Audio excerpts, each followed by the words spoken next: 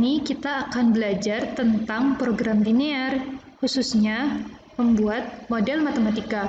Skill membuat model matematika adalah skill yang sangat penting karena di matematika akan ada soal cerita yang mana akan lebih mudah diselesaikan jika menggunakan bahasa atau model matematika, khususnya dalam menyelesaikan program linear. Di video sebelumnya, kalian sudah belajar tentang sistem pertidaksamaan linear dua variabel dan juga tentang pengertian program linear. Nah, di video kali ini kita akan coba melihat salah satu permasalahan dari para petani ini. Yuk kita baca. Sekelompok tani transmigran mendapatkan 10 hektar tanah yang dapat ditanami padi, jagung, dan palawija lain. Karena keterbatasan sumber daya, petani harus menentukan berapa bagian yang harus ditanami padi dan berapa bagian yang harus ditanami jagung. Sedangkan palawija lainnya ternyata tidak menguntungkan. Untuk suatu masa tanam, tenaga yang tersedia hanya 1.550 jam per orang. Pupuk juga terbatas, tak lebih dari 460 kg, sedangkan air dan sumber daya lainnya cukup tersedia. Diketahui pula bahwa untuk menghasilkan 1 kuintal padi diperlukan 10 jam per orang tenaga dan 5 kg pupuk. Dan untuk 1 kuintal jagung diperlukan 8 jam per orang tenaga dan 3 kg pupuk. Kondisi tanah memungkinkan menghasilkan 20 kuintal padi per hektar dan 50 kuintal jagung per hektar. Pendapatan petani dari 1 kuintal padi adalah Rp800.000, sedangkan dari 1 kuintal jagung Rp600.000. Dan dianggap bahwa semua hasil tanamnya selalu habis terjual. Nah, sekarang pertanyaannya, bagaimana agar kelompok petani tersebut memperoleh pendapatan semaksimal mungkin dengan adanya keterbatasan-keterbatasan di atas? Mari kita lihat. Kita bisa mengubah dalam bentuk yang lebih mudah, yaitu tabel, kita namakan dia tabel rangkuman. Nah, bagaimana cara mengisi angka-angka tersebut? Kita coba lihat satu demi satu kalimat yang ada di sini. Kita lihat ada sekelompok petani transmigran mendapatkan 10 hektar tanah yang dapat ditanami tanaman-tanaman. Maka di sini kita punya batasan sumber nih, yaitu sumber tanah hanya terdiri dari 10 hektar untuk menanam semua tanaman. Kemudian selanjutnya ada keterbatasan sehingga petani hanya harus menanam padi, jagung, sementara palawija lain itu tidak terlalu menguntungkan. Jadi kita hanya akan fokus pada padi dan jagung. Kita punya 2 variabel yaitu padi dan jagung. Kemudian untuk suatu masa tanam, tenaga yang tersedia hanya 1.550 jam per orang. Berarti kita tulis bahwa total tenaga untuk satu masa tanam itu hanya mencukupi 1.550 jam per orang.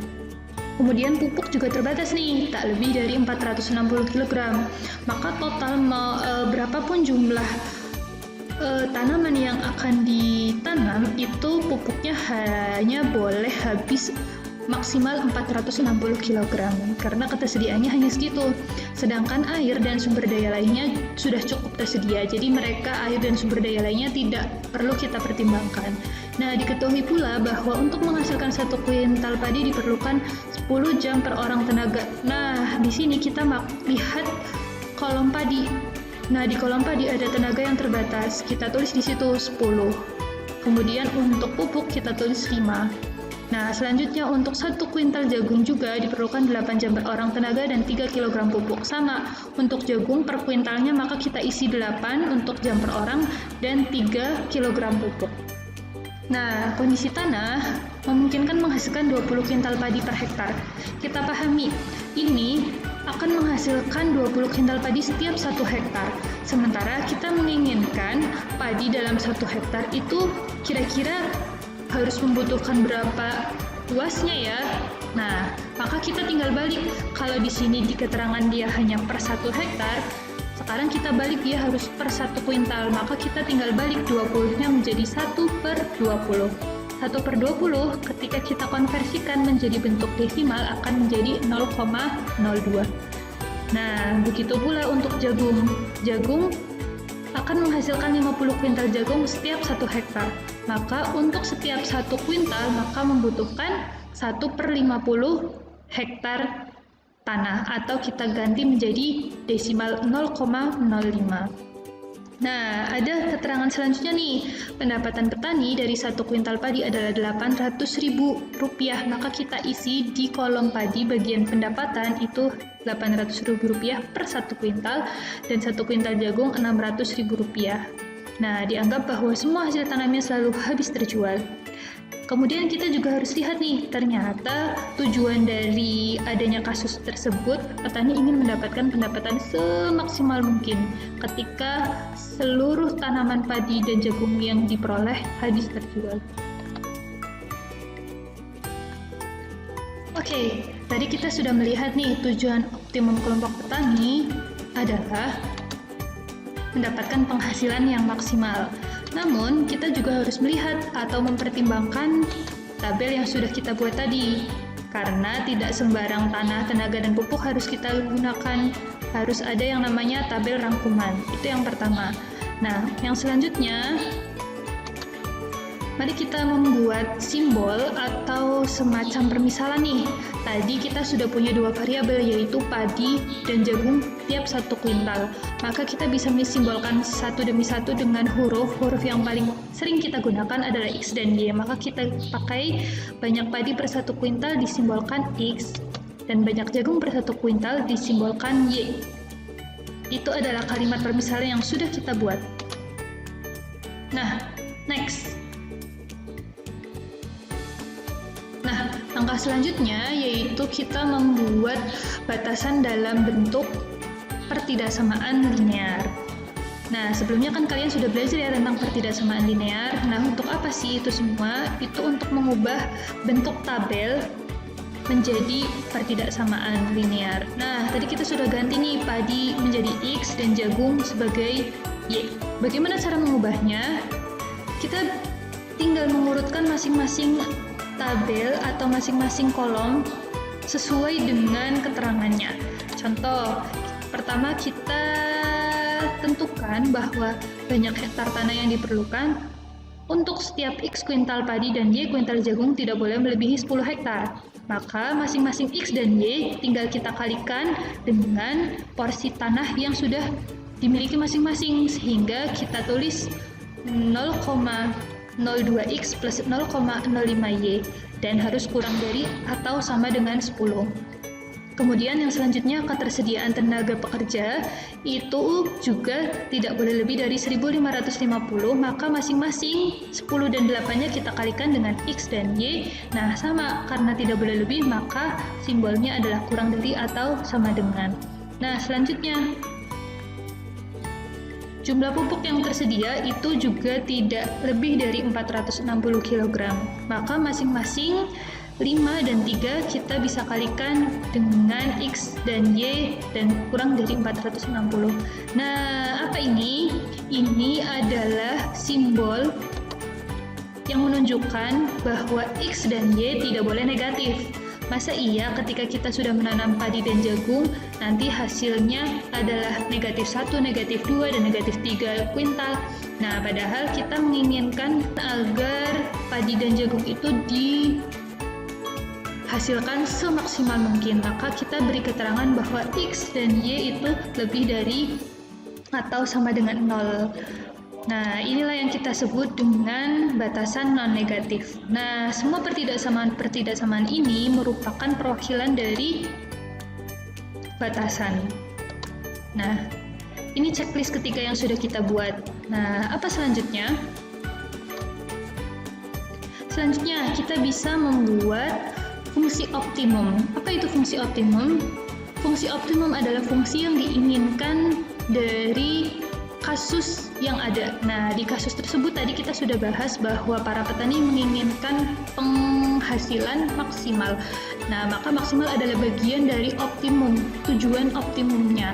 Jadi sebenarnya ada dua nih, bisa jadi menginginkan maksimum, bisa jadi menginginkan minimum, bergantung kasus yang sedang kita bahas. Biasanya kasus-kasus dalam model matematika ketika menginginkan pendapatan itu biasanya menginginkan pendapatan yang maksimal. Beda halnya ketika membahas modal, maka modal yang diinginkan adalah modal minimal atau minimum. Nah, salah satu di antara keduanya menjadi bagian dari fungsi optimum di kasus ini. Nah, kita baca. Pendapatan totalnya adalah pendapatan total maksimal. Maka kita tuliskan fungsi optimumnya adalah sesuai dengan masing-masing pendapatan. Padi itu menghasilkan 800.000 per kuintal, maka kita tulis 800.000 X, dan jagung setiap 1 kuintal menghasilkan 600.000, maka kita kalikan dengan Y menjadi 600.000 Y. Sama, berarti di sini kita jumlahkan karena kita menginginkan total fungsi yang optimum. Nah, selesai checklist yang terakhir. Jadi dari semua hal yang sudah kita kumpulkan ini, kita namakan mereka sebagai model matematika. Lumayan panjang ya ternyata, tapi kalau kalian sudah terbiasa membuat model matematika, pasti kalian akan lebih mudah dan lancar. Nah, kita ambil lagi yuk satu contoh yang mungkin lebih simpel ya buat kalian, terutama nih buat para perempuan, walaupun laki-laki juga boleh saja kok untuk memasak. Oke, kita baca ya. Farah dan adiknya ingin membantu ibu membuat roti bolu dan brownies untuk acara tasyakuran wisuda kakaknya.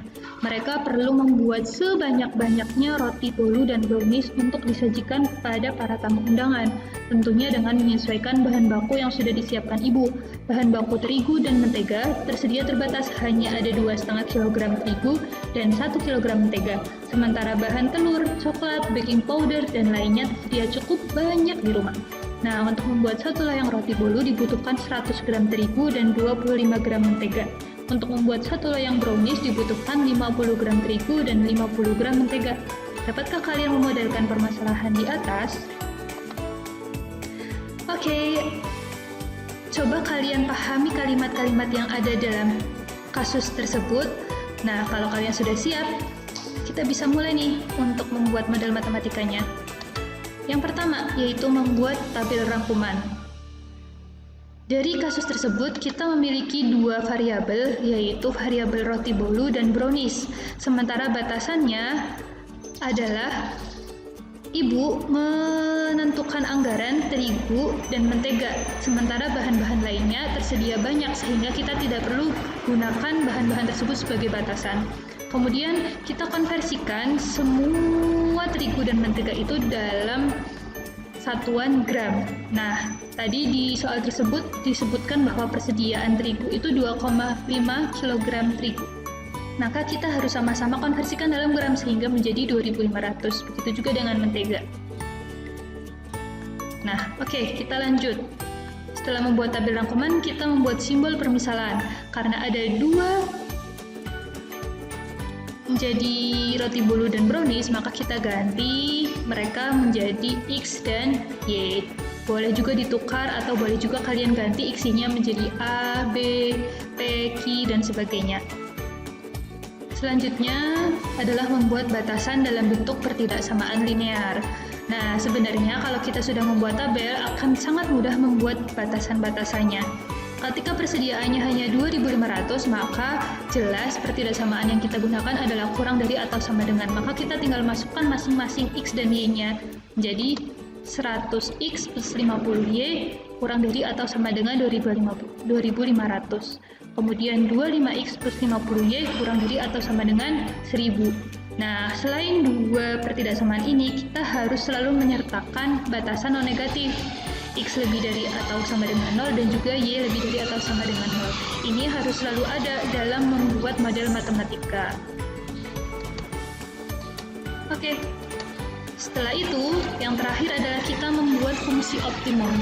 Kalian coba perhatikan kembali ya, dalam kalimat di kasus tersebut kita menginginkan roti dan brownies yang sebanyak-banyaknya, maka kita fungsi optimumnya adalah fungsi maksimal.